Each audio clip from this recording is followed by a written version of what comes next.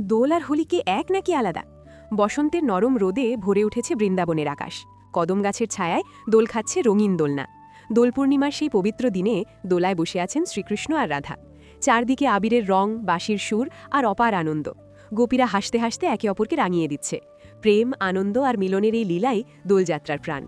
এখানে রং মানে হৃদয়ের টান, ভক্তির কোমল প্রকাশ। কিন্তু একই সময়ে আরেক কাহিনী মনে করিয়ে দেয় অন্য এক সত্য। বহু যুগ আগে ছিল অসুররাজ হিরণ্যকশিপু। তিনি চেয়েছিলেন সবাই যেন কেবল তাকেই ঈশ্বর মানে। অথচ তার নিজের পুত্র প্রহ্লাদ অটল ভক্তিতে স্মরণ করত বিষ্ণুর নাম। ক্রুদ্ধ রাজা নানা অত্যাচার করেও প্রহ্লাদের বিশ্বাস ভাঙতে পারেননি। শেষে আগুনে পুড়িয়ে মারার ষড়যন্ত্র হল। হিরণ্যকশিপুর বোন হোলিকা অগ্নির মধ্যেও অক্ষত থাকার বর পেয়েছিল। সে প্রহ্লাদকে কোলে নিয়ে আগুনে বসে। কিন্তু ফল হলো উল্টো। ভক্তির শক্তিতে প্রহ্লাদ রক্ষা পেল, আর হোলিকা দগ্ধ হল আগুনেই। সেই আগুন আজও জ্বলে ওঠে হোলিকা দহনে, অশুভের ওপর শুভ শক্তির জয়ের প্রতীক হয়ে। এইভাবেই দোল আর হোলি দুটি আলাদা সুর, কিন্তু একটাই বার্তা। দোল শেখায় প্রেমের রং, হৃদয়ের মিলন। হোলি শেখায় ভক্তির জয়, সত্যের বিজয়।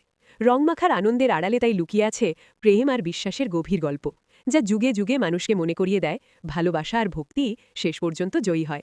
ফুল, আগুন, এইরকম আরও সুন্দর ভিডিও দেখতে হলে এখনই সাবস্ক্রাইব করুন।